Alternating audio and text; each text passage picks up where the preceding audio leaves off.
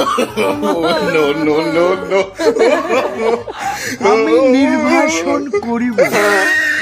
আমাকে যদি নির্বাসিত করে তাহলে আমার এলাকা নেশামুক্ত সমাজ করিব ইনশাআল্লাহ। তারও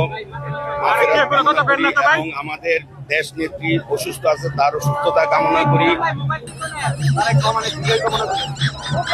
তারেক রহমানের দীর্ঘায়ু কামনা করি এবং তারেক রহমান এই দেশে আসবে বীরের বেশে।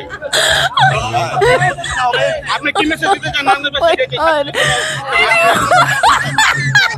নারায়ণগঞ্জবাসীকে এই মেসেজ দিতে চাচ্ছি যে আমার দেশবাসী, আজকে আমাদের নির্বাচন হবে।